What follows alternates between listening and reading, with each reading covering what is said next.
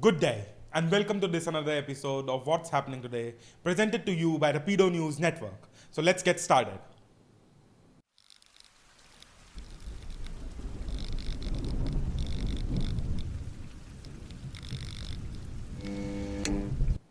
President Joe Biden ended his 3 days of diplomacy in Europe on Saturday that brought him within miles of the war in Ukraine. Using a speech in Poland to rally American allies for what he said would be a long fight and escalating his personal denunciation of Russian President Vladmir Putin, saying that the Russian leader cannot remain in power. Now, this was a very bold and remarkable statement that would reverse US policy, directly countering claims from senior administration officials, including a claim from Secretary of State Antony Blinken, who have insisted in the past that regime change is not on the table. It went even further than what US President said during the Cold War era, and immediately reverberated around the world as world leaders, diplomats, and foreign policy experts sought to determine what Biden said, what it meant, and if he didn't mean it, why he said it.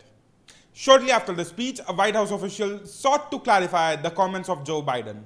The White House official said that the president's point was that Putin cannot be allowed to exercise power over his neighbors or in the region.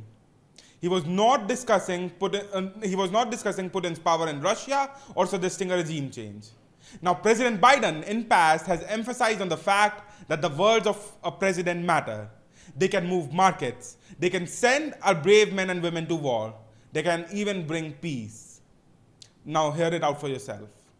Of a president matter, no matter how good or bad that president is. At their best, the words of a president can inspire.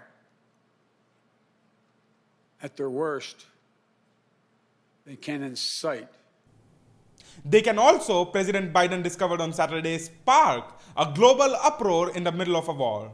With 9 ad-lib words at the end of 27-minute speech, President Biden created an unwanted distraction to his otherwise forceful remarks by calling for Russian President Vladimir Putin to be pushed out of office. Russian officials dismissed Mr. Biden's pointed statement about Mr. Putin's future, with Dmitry Peskov, the Kremlin spokesman, telling reporters that the leader of Russia was elected by Russians, and it is not for Biden to decide what happens with our president.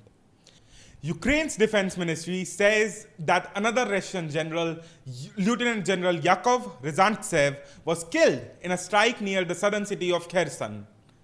Ryzantsev was the commander of Russia's 49th Combined Army. A Western official said he was the 7th general to die in Ukraine, and the 2nd lieutenant general, which is the highest ranked officer, reportedly killed.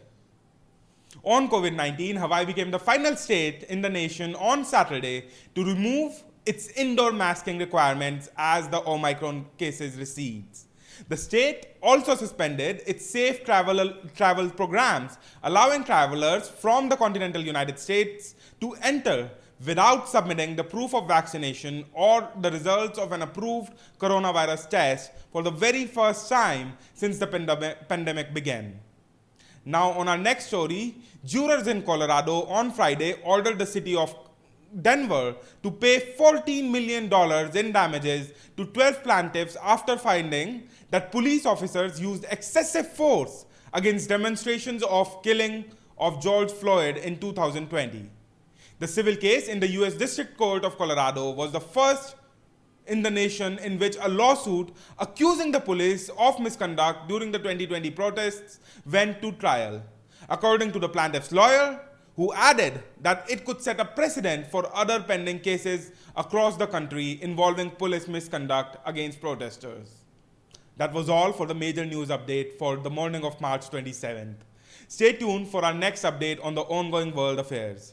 We hope that you find this video helpful. If you like this video, hit like. And for a continued update on what's happening around the world, consider subscribing. And hit that bell icon if you never want to miss an update whenever we post something new. If you have any comments or any suggestions, please let us know in the comment sections below. Thank you.